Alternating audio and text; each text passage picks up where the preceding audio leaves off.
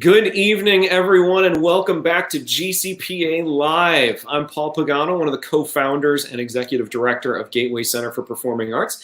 Very excited to have you with us here tonight as we come back to our live broadcasts where we're having cast reunions. And tonight, what we have is members of the cast of Hairspray, which was the second production that we did as an organization back in 2014.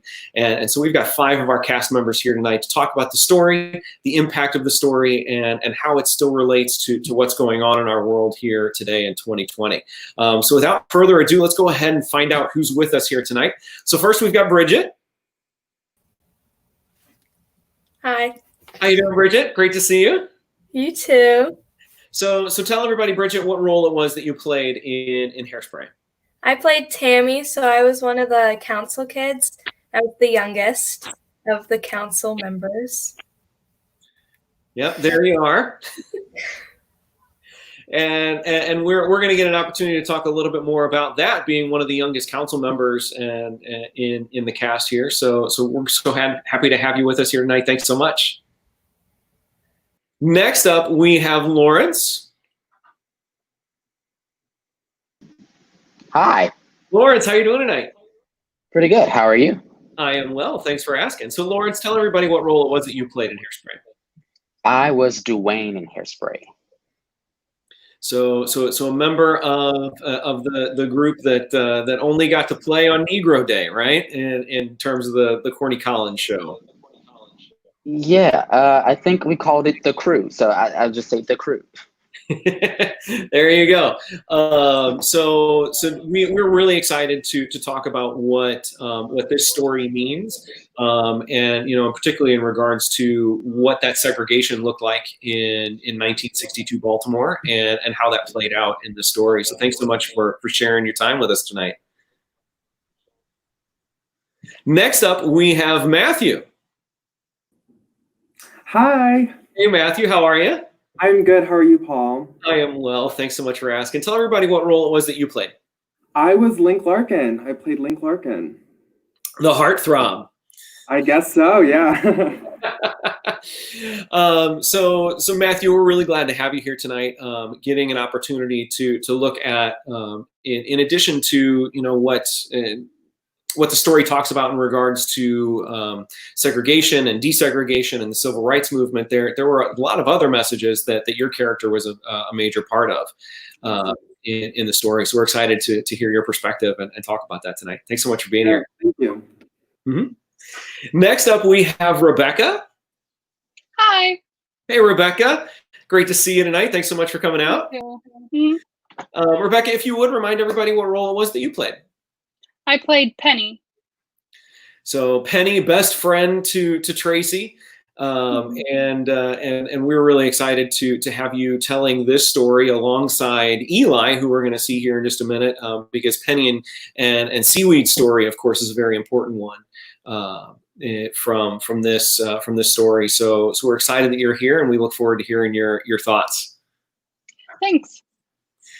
And last but certainly not least, we have Eli. Unfortunately, video technology was not working for Eli tonight. Tech is great until it doesn't work for us.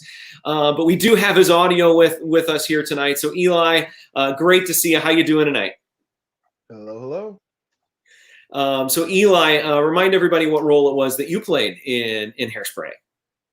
I played Seaweed J. Stubbs, Penny's love interest. One of the Negro Day dancers, Motormouth Stump.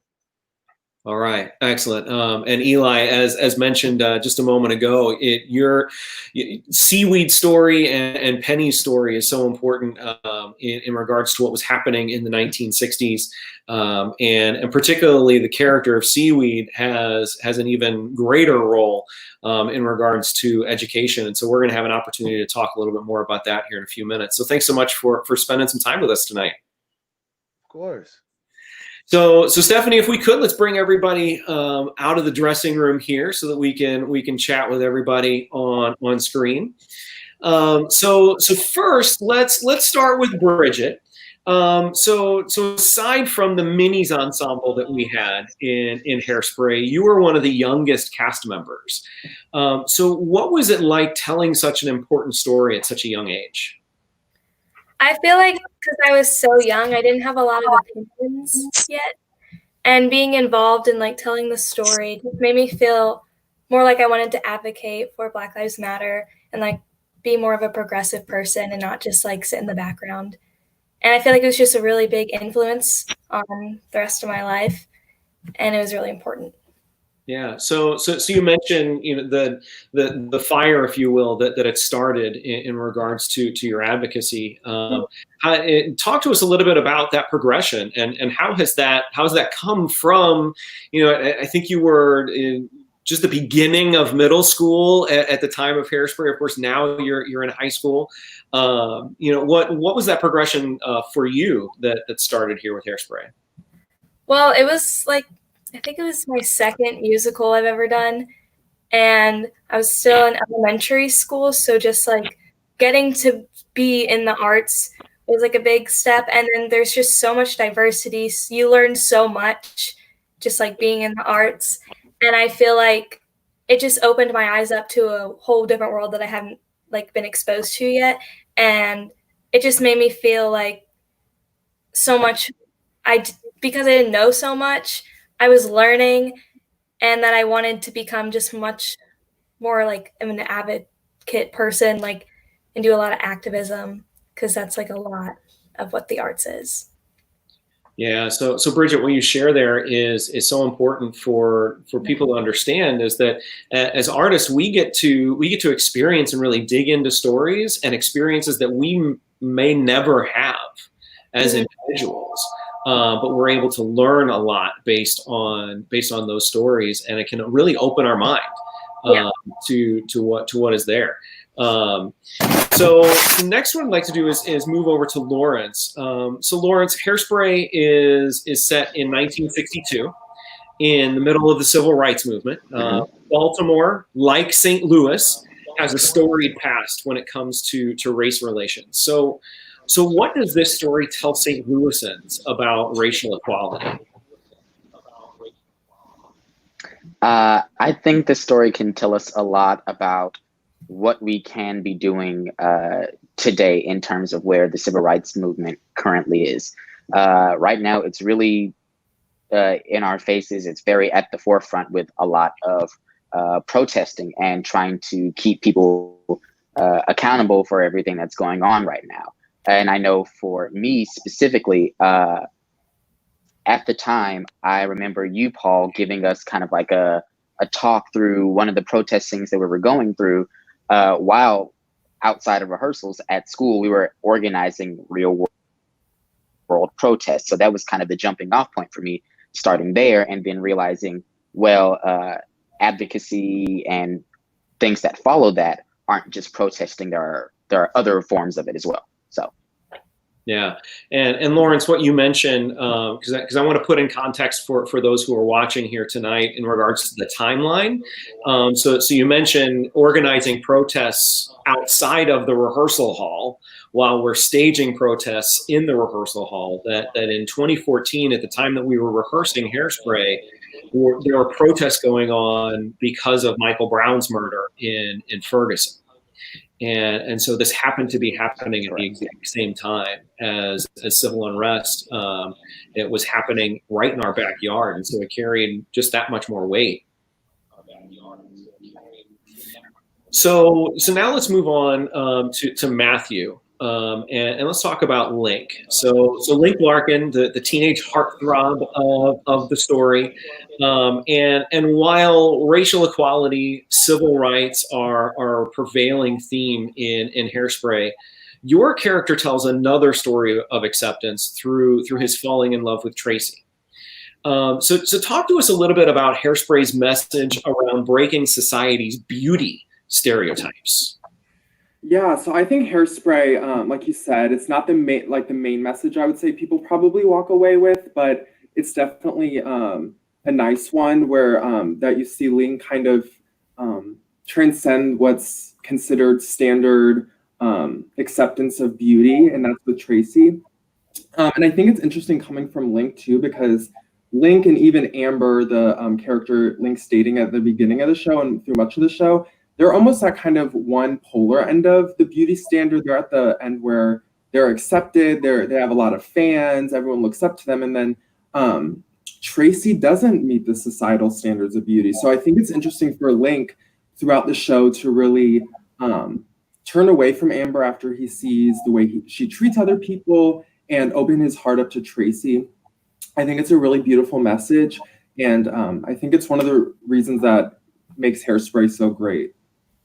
Yeah, and when we think about the courage that it took for a person like Link, who's popular and by societal standards is, it epitomizes beauty.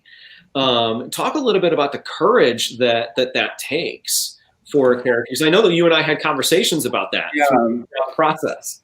Yeah, I think there's a lot of pressures on him. He obviously has a very, I would say, he has a very front-facing life. He's in front of the camera all the time, so there are a lot of pressures. And I can only, from research and what I know, kind of feel like what it would be like in the 1960s. But I feel like a lot of people and maybe even his friends would frown upon him, knowing that he would leave Amber for Tracy. So all those things in his career, he was starting his career in the media industry, and we could even go into a whole conversation about media and beauty and that thing. But so I think it was I must have been hard for Link to make that jump and follow his heart. Yeah, and what I think is so great about the story is that when he gets to that precipice where he can either choose to make the jump or not, that he does, and by making that jump, it sends a very clear and important message to the audience who sees that about, whatever the quote unquote societal norms are, don't have to define the choices that we make. Right. Yep. I think Hairspray and just is a beautiful story and shows those breaking down of stereotypes in a lot of different ways too. So. Yeah. Yeah. So speaking about breaking down stereotypes in a lot of different ways, Rebecca and Eli playing Penny and Seaweed, being an interracial couple in 1962 was illegal. It wasn't legalized. Interracial marriage wasn't legalized at the federal level until 1967. So tell us about the impact of telling Penny and Seaweed's story and what that had on you as actors and as well for the audience. Should I go first? Sure. All right. So it gave us the opportunity as actors to introduce the audience to the concept of interracial dating, and I think how taboo and severe it was. There's a lot of, especially the younger generation, I think there's a lot of people who aren't really clear about how taboo it was, and not the fact that it was not only frowned upon, but literally illegal in those times. Yeah, so what it gave us the opportunity to sort of give them, it's a very light, fun musical, but it gave us the opportunity to sort of let them dip their toe into seeing sort of how that thing was looked upon. Yeah. And to add on to that, it was so taboo, but Penny didn't care, and she didn't care. She was fed so many racist things, not only by society, but by her mother. But she chose to be her own person and not listen to those things because she knew that they were wrong. And even though she had some preconceived notions about going into a Black neighborhood, like one of her lines was, "I'm very pleased and scared to be here." She didn't let society tell her what was right, because that wasn't right. Mm-hmm. Yeah, she followed her heart, and she Yeah. trusted her instincts and understanding that people may be saying that this is wrong, but this is another human being that I have things in common with, and Hmm. I care for very deeply. Hmm. Uh, and what you bring up, I think was a really great line in regards to I'm excited and scared to be here, and for an audience hearing that, it means multiple different things in regards to that, and for the way that we took a look at that story is that scared to be there was as much about the heart in I'm getting to meet Seaweed's family. I'm getting to meet Seaweed's friends. Like this is that could be scary for someone who's falling in love to meet the family. Hmm. But at the same time, in 1962, for a white individual to go into a black neighborhood, as you mentioned, many thought of that as being a scary proposition, to go into a place where they felt like, well, I don't belong. When in reality, as Penny and Seaweed tell us, we're all human beings, and you find your connections where you find your connections. It's very So, real even today. Oh, I was gonna say, no, go for it. it's very it's very real even today. I know a lot of people who have personally experienced, just interacting with people who have absolutely no experience interacting with people from the Black community or from other minority groups, and have families that come down very hard and really frowned upon interacting with people from different race groups. It still exists many places, in especially in the world, but even in this country, there's a lot of different areas that just don't, mingle with different races. Yeah, and Eli, what you bring up here is a great segue to the next question that I had, because there's an opportunity for education, and that education comes from having conversations with people that are different from us, that can help open our perspective. And Seaweed's character, one of his secondary purposes was as an educator. So while he educates Penny and Tracy about what it's like to be black in 1962 Baltimore, he's also educating the white audience about things that they're either consciously or unconsciously blind to. And what I'd like to do is ask you to talk to us about the importance of Seaweed's character as it relates to race conversations that can happen outside of the theater because of seeing the story. Sure. Well, for me, Seaweed's character symbolizes that entire conversation, right? His whole character is sort of meant to embody the important dialogue that has to come between cultures, especially white and black cultures.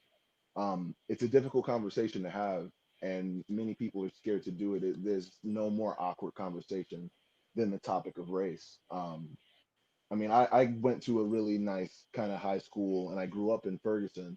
So I've had so many situations where I would talk to, my friends, white friends, and sharing experiences, talking about what it's like to be black in America, especially in St. Louis. And even, checking certain things like different jokes or different, things that they would say that's not okay. And just sort of like the shock of learning these things just because they're not aware of them. There are people who get up, you know, uh, with the concept, I love all people. I'm not a racist. I love all races. I think all people should be equal, blah, blah, blah. And yet find themselves in situations where they'll do or say something that ends up either being blissfully ignorant or even in some cases causing real damage to other cultures and communities. And I think something that's really important for people to understand is that it's not always malicious. I think it's important for all races to understand that just because someone does something that you don't like doesn't necessarily mean, that they're doing it with malicious intent. There's a real lack of information and education in this country about other cultures. So I think what Seaweed represents is the conversation that has to happen that no one wants to have. It's really easy to stay comfortable, especially in this country. All we're sold is, comfort, not really wanting to step outside of your boundaries. But Tracy sort of embodies, to me, when I go back and look at the show, which I definitely did before this event. She sort of embodies a really nice version of the conversation that has to happen, and a good way to approach it, which is just being open, going to your Black friends and asking them about their experiences, asking them what their life is like, going to rallies, going to protests, getting involved, and not just staying in a bubble, because there's not a lot in media that portrays, a Black hero. There's not a lot of stories that tell us how great or how strong a woman or a Black woman can be. There's not many musicals or stories centered around the Black community from the Black perspective. I mean, even Hairspray is, written by two white dudes and the protagonist is white, despite being about racial relations. There's just not a lot of information out there. So Seaweed, and I guess by proxy, Tracy and Seaweed's relationship sort of, to me, is a encouraging statement to go out, be fearless, and be willing to go out and talk to people in other communities and other cultures and find out things. Because that's the only way we can advance and squash these things, is by learning things and teaching the younger generation. Yeah, Eli, thank you so much for that perspective, and what you share is so important. I hope that those that are watching tonight take an action item from what you've just shared there in having those conversations. Reach out, learn, educate, and understand. Open your heart, open your mind, open your understanding to someone who has a very different experience of life in America, and even life in St. Louis, and what that means and what that looks like. So I want to open up a question for the entire group that we have here tonight. So when GCPA announced that we were producing Hairspray in 2014, we knew that it was going to be an important story to tell for St. Louis. But it became so much more important after Michael Brown was killed by police in Ferguson, just weeks before we started rehearsals. And as Lawrence had mentioned already, that that there were conversations in rehearsal about what does the protest mean and what is this in regards to the story. But we're doing the exact same thing outside of the story right in our backyard because of this incident. So if you would, everybody, share some of your thoughts about telling this story while those protests were happening across St. Louis. So whoever would like to go first, Matthew, go ahead. I was just going to talk about my kind of personal experience during the show while this was all happening. I think for me, doing a show about an issue, this race issue, from 60 years ago, it's kind of easy to think about it, especially at my point of life in high school at that point, that, oh, this was like 60 years ago, this was like American history. But then when those issues were actually happening while we were doing the show, it kind of put into perspective to me that this is a completely ongoing issue. There's still way more that needs to be done. So for me, it was just, it kind of put things into perspective for Matthew and like the end of high school. So.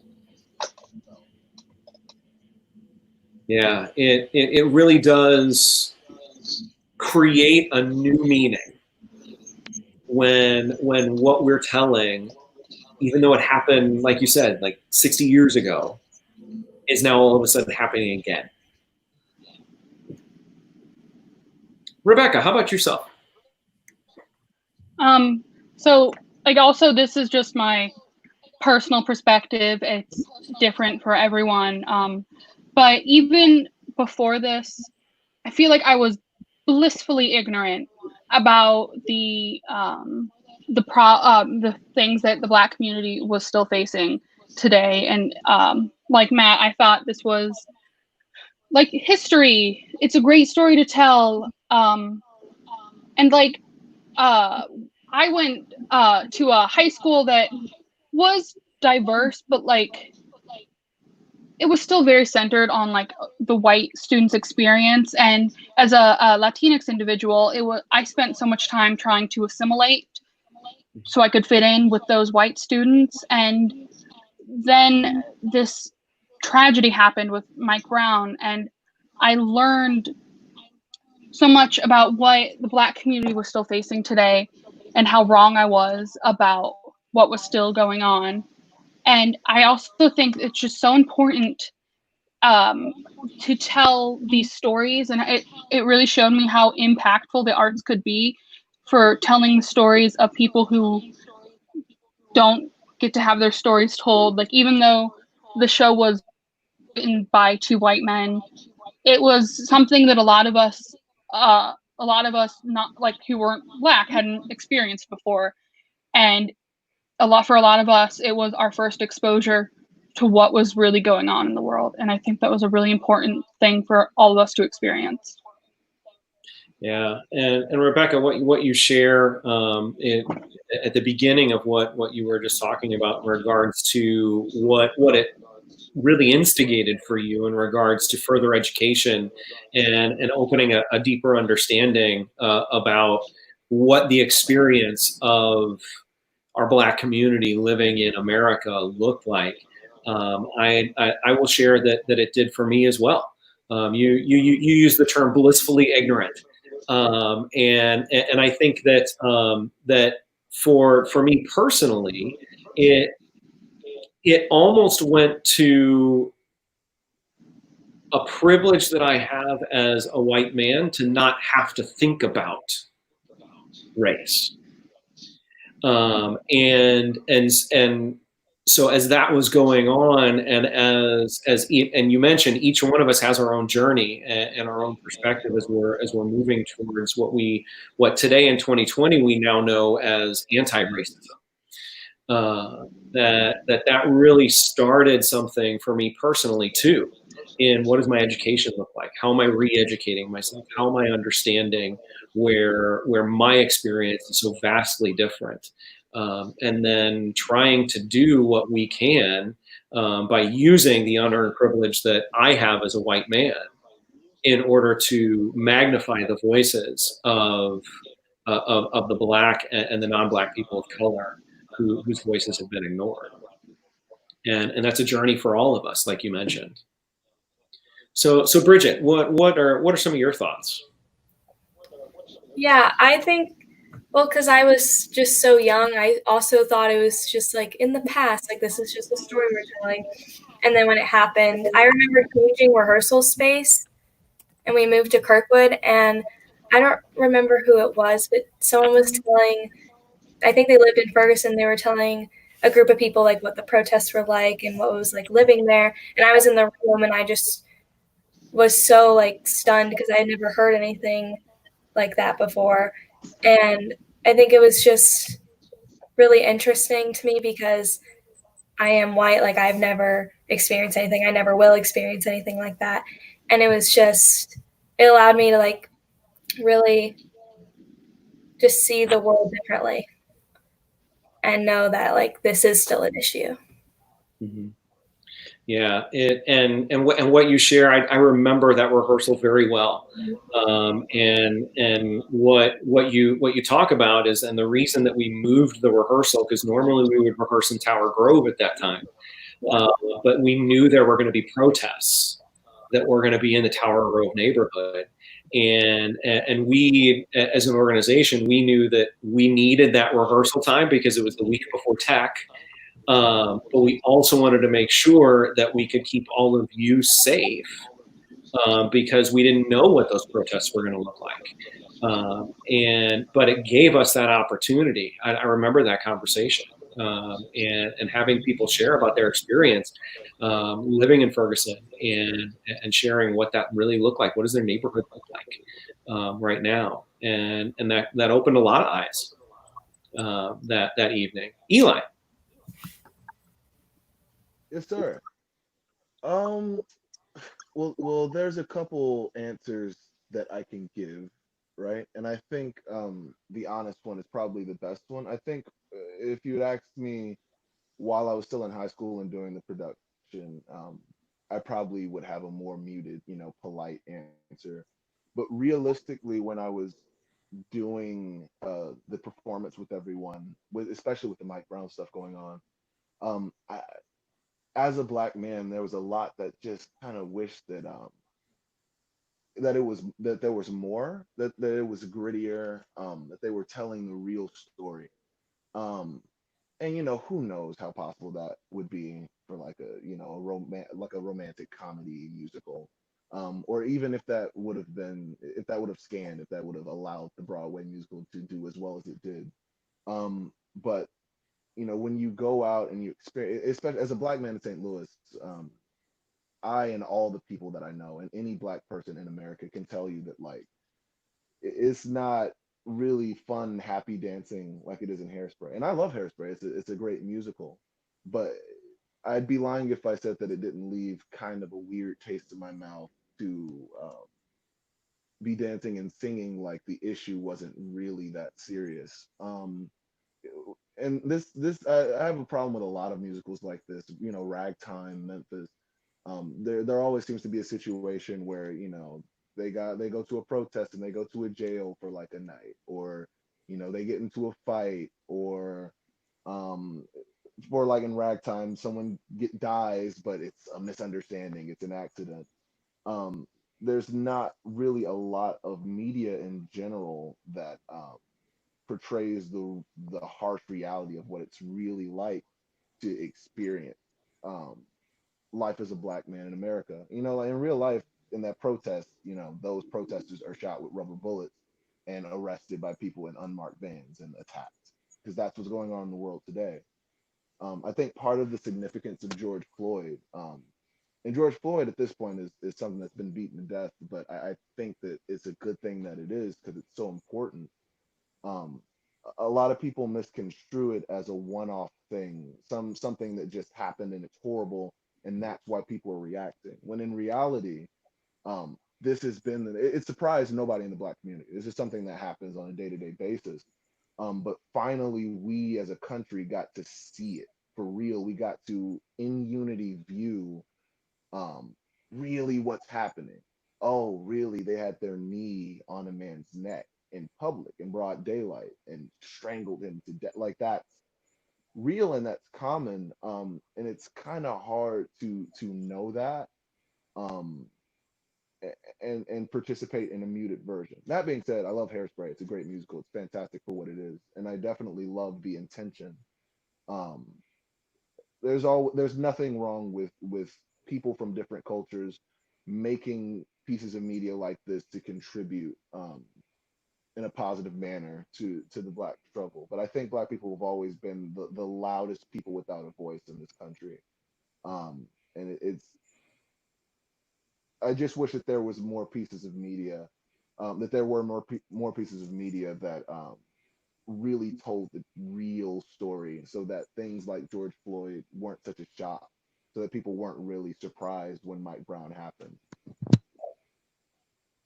Yeah, Eli, thank you so much for that perspective. And as you saw, we one of our viewers he even mentioned thank you in that. And I couldn't help but think about what you were sharing there in regards to the portrayal and the difference between it, and for lack of a better term, let's call it sugarcoating of what the real issue and what the real reality is in regards to what happens. Um, and I wonder if, in the wake of this 2020 and what's happening, if, like Miss Saigon, back in the 80s when Miss Saigon first came out, they kind of took a little bit of a diluted brush to what that really looked like in regards to the girls in the club and the way that they were treated by soldiers. And in the revamped version, it's much rawer and it's much more real. And so I wonder if what we need to do, and there's an opportunity here to take a look at stories like Hairspray And while, again, lack of a better term, it's sugar coated in regards to the way that the story is told. What does it look like if we take some of that sugar off and become It's tough because like again, like I don't know how that would have looked or how successful it would have been if you really went there in the time period that Hairspray was made.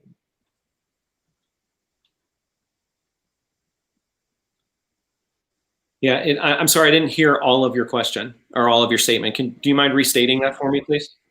No, it was just a quick thing. I was just saying, like, I don't know how well it would have scanned or how well that would have went over with audiences if you went there, in the time that Hairspray was made. It's just really kind of hard to sell that, especially with Broadway, because the audience is going to be mostly upper class, white people. Mm-hmm. So who knows how it would have went over if you really went there.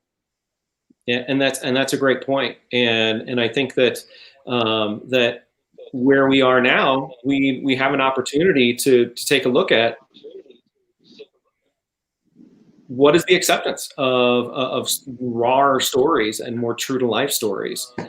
So Lawrence, I'd like to pass it over to you here now too, and get your thoughts. Sure. I would like to ask you to repeat the question once, just because I've been listening to everybody and I've been forming thoughts, and I want to be as direct as possible. Yeah, of course.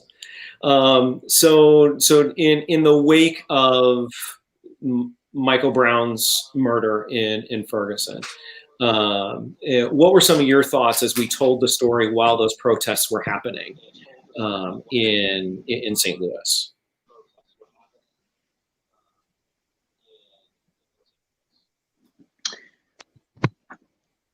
That's for me personally, that is really loaded. Like I said,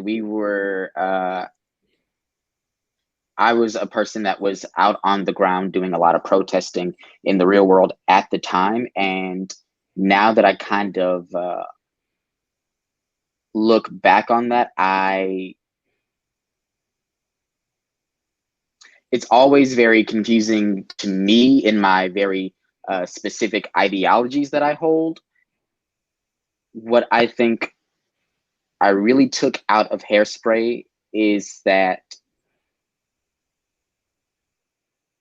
we can and always should tell these stories whenever we can, because Hairspray fell right at the perfect time where I could feel that somebody else probably needed to hear what we had to say.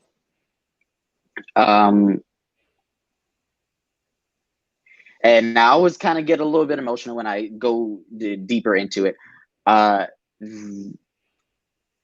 It was very changing for me. It was very eye-opening. It was kind of the start of a new facet of my personality. I got very into advocacy. I got a lot of other people also very much into advocacy, and it's an important thing. And I also think a part of advocacy is what we do in the arts. I think somebody said that earlier. So we need to tell these stories, tell them as often as we can, as authentically as we can, and then keep telling them over and over and over until the art that we are making is reflecting the society that we are actually in. If any of that makes sense. Yeah. Makes a lot of sense. It makes a lot of sense. And I think that that's a really great segue into the next question, because we produced Hairspray in 2014. We sit here tonight. It's 2020, and we find ourselves in the midst of the next leg of the civil rights movement. Today the rallying cry resounds as Black Lives Matter. So what did the story of Hairspray teach you that we can use today to actively support the civil rights and Black Lives Matter movement? And whoever would like to share first, go ahead and share your thoughts.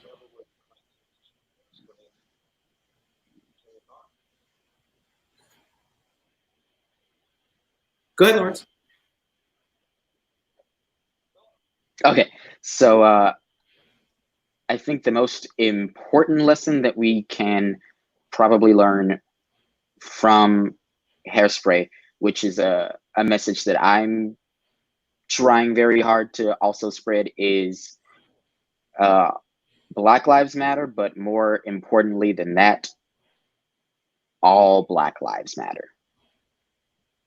From every walk of life, no matter who you are and what you do, your life matters. And that is something that should be protected.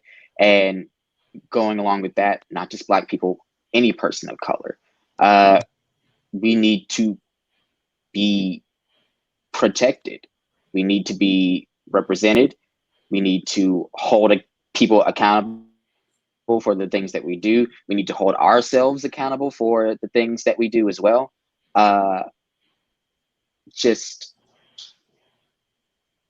I know that's very broad and it's a very big umbrella, but I think that is what I took from it. I think that's something that we can all take from it, is all Black lives matter. You can't support one specific facet of whatever you think is good and right and moral and just. You have to be looking at the big picture a lot and say, well, how does this thing affect the next thing and the next thing and the next thing? You know, and I feel like that's why history has repeated itself this time around too, just because people keep dying, we keep losing people, and no one's really getting the message. I think this time around people are getting it, it's sticking, and hopefully we can just take it from where we are now and keep running with it in a positive direction. Yeah, absolutely. Thanks, Lawrence. Eli. Yes, sir. Huh. It's tough, right? Because as a Black man, I really, the answer is nothing, right? Because I've lived this, a way more real version of this. I've experienced things throughout my life. I've experienced prejudice throughout my life. And a sugar-coated version written by two white people just isn't going to be able to teach me a lot about, this sort of subject. But I think that's the point, right? I think Hairspray isn't really about what kind of lessons you can glean from the story itself. I mean, Tracy, her whole character, right? She's watching this television program, and she loves it to death. She's addicted to it. She watches it every single night. But it gives her a limited perspective, right? She only understands so much of what's going on, and it's only when she goes and reaches out to the people in her community and goes and takes the step of interacting with people from a different culture in her community that she really gets into activism and learns different things that she can do to help. So I don't really take much from the musical, and I would argue that there's a limited amount that someone should be able to take from the musical from whatever race, and I think that's kind of the point.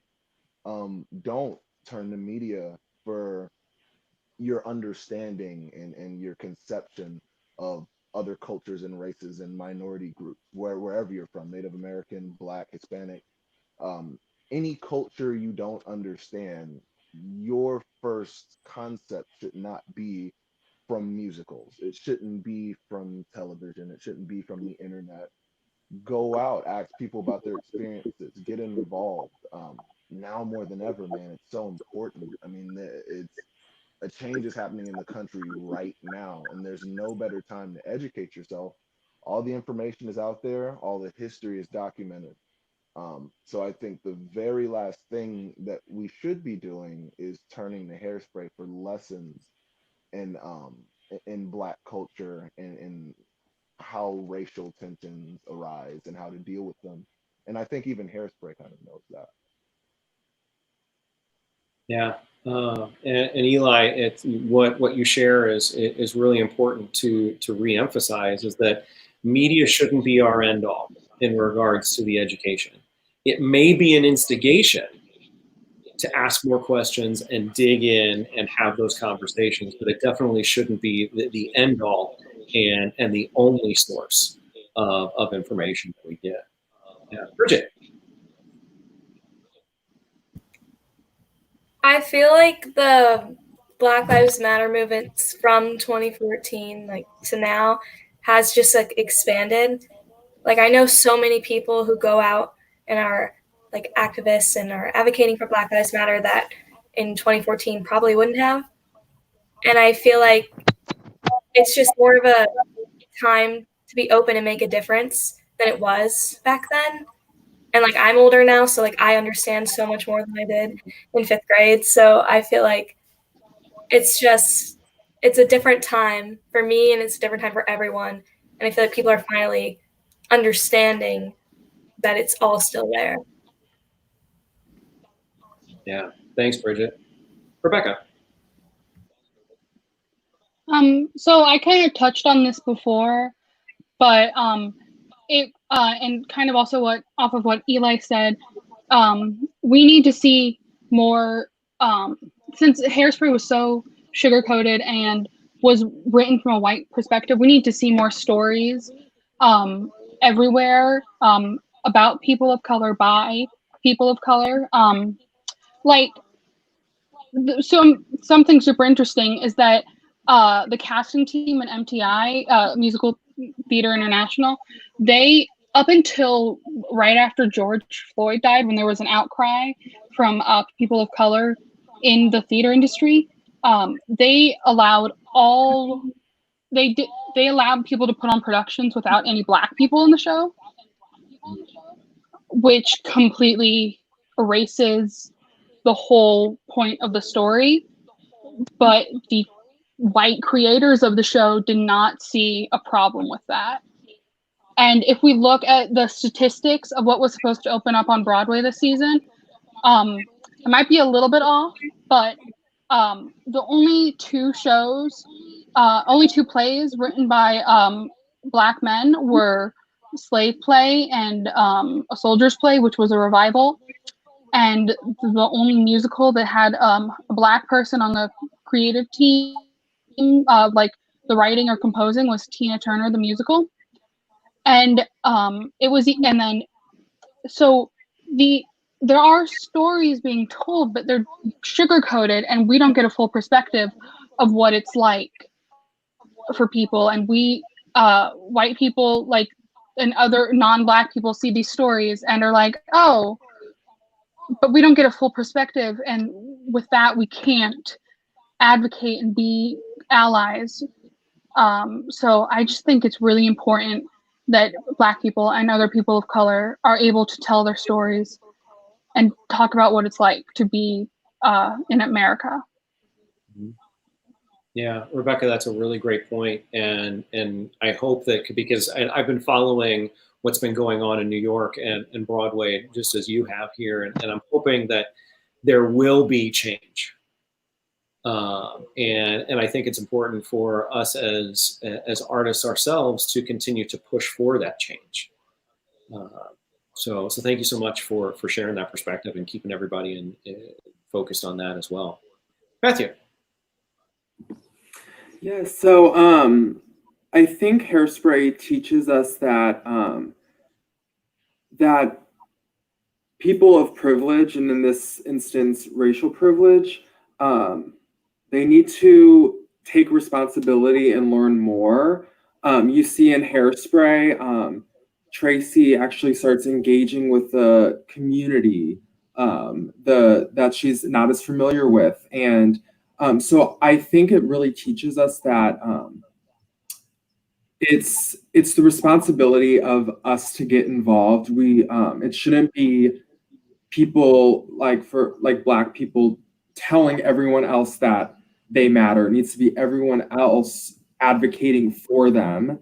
And I think Hairspray, starts to set that up. But I think that's especially relevant today. And I think a lot of the progress that's being made now is because a more diverse coalition is advocating for Black Lives Matter. That's a really great point, Matthew, and and really recognizing that the old adage, it takes a village, and in this case, it takes a village from all the villages. So thank you everybody for sharing that perspective. I do have one question that I didn't get a chance to present to you prior to going live here, and it's around the fact that you were part of the second production that GCPA ever produced. You were part of the very first year of our youth theater company, and we've grown tremendously in the last almost 7 years now from our inception, and it's been 6 years, just about 6 years since the Hairspray production. What was it like being a part of the early productions, and then many of you have been a part of subsequent productions and have followed the growth of the organization? What is that like for you in regards to that work with, at that time, a new organization, and where we are here today? Go ahead, Matthew. I'll start really quick. I kind of, Hairspray, I was almost done with high school, so I only did one more show after Hairspray.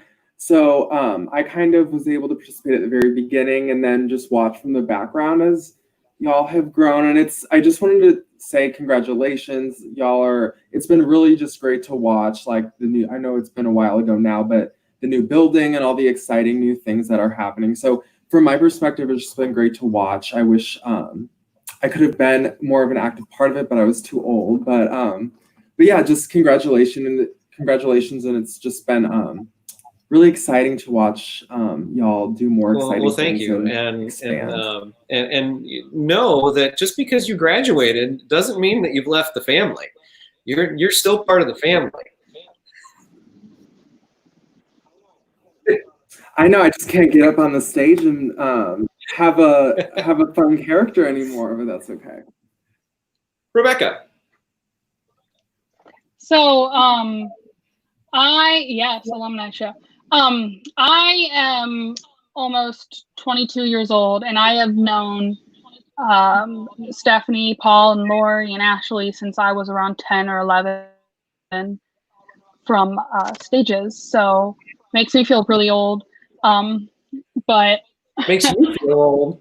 Yeah. So I remember having a voice lesson with Lori, and she was like, "Well, come audition for our production of Hairspray." And I was like, "Man, but I can't drive." So I convinced Matt, because we went to the same high school, and being a part of a new company, it was so inclusive and was really focused on telling these stories and focusing on training these actors, was a great experience. And then I was able to do more shows, and sometimes I would just come hang out and do tech for shows if I wasn't able to be in it. So it was great to always be accepted as part of a family. And unfortunately, I haven't been able to see a lot of the shows since I've graduated because I'm going to school in New York, but seeing like everything that you guys have been doing has been really awesome. Well, thank you. And like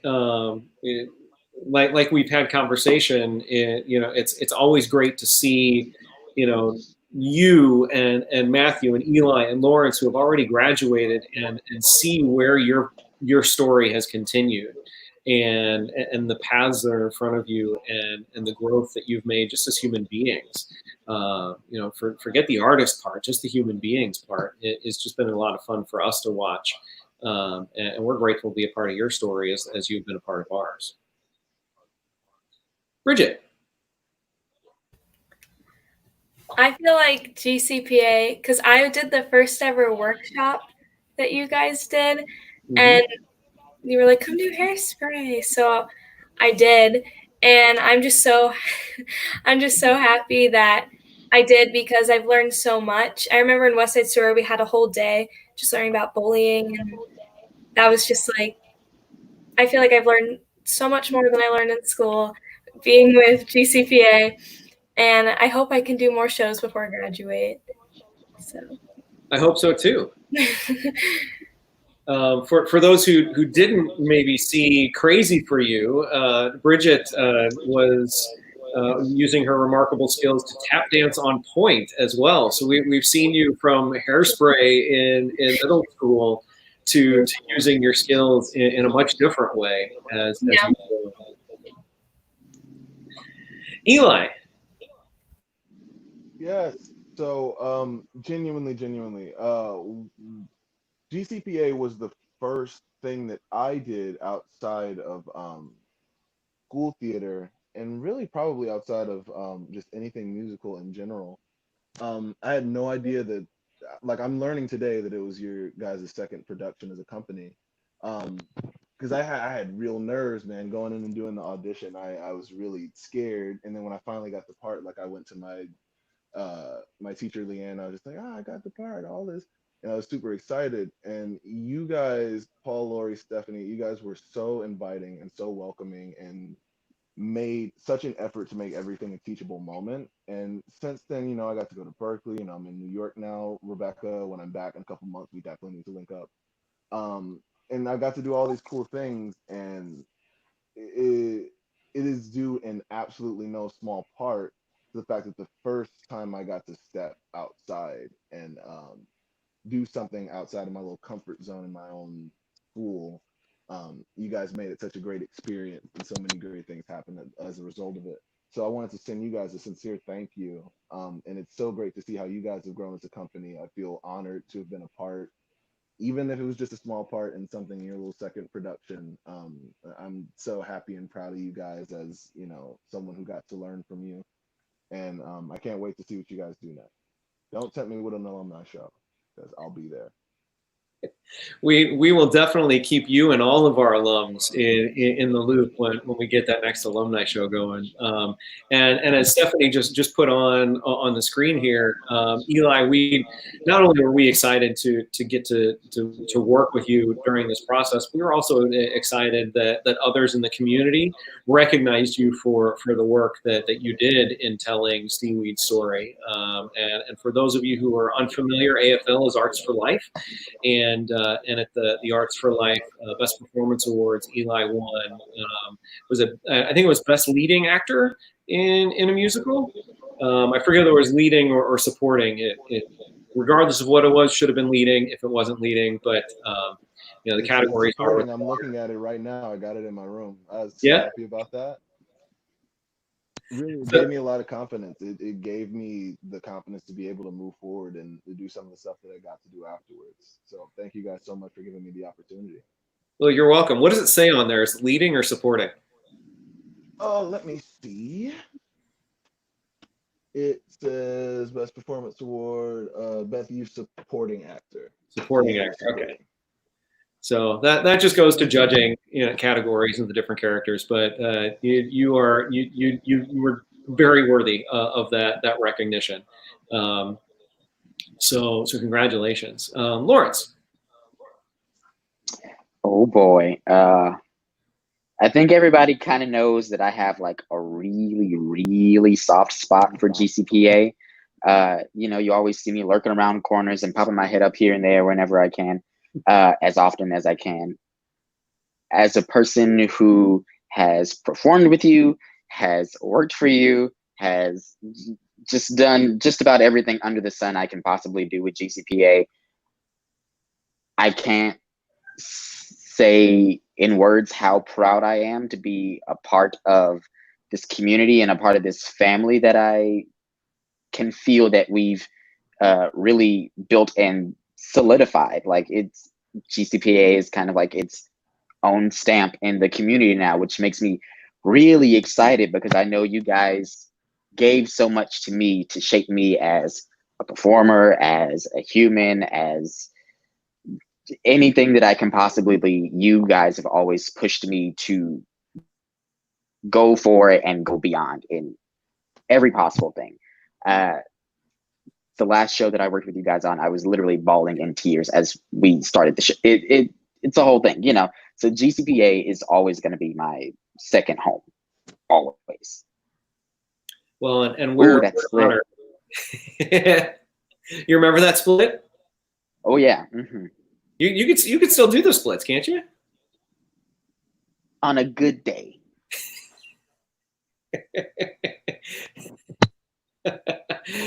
Oh, Lawrence, thank you so much. Matthew, Rebecca, Bridget, Eli, Lawrence, thank you so much for spending some time with us. As we cross the 1 hour mark in our conversation, I do just want to open up. Is there anything else that you wanted to talk about or share about the story, about the process that maybe we didn't cover here tonight? And it's okay if you don't, because we talked about a lot.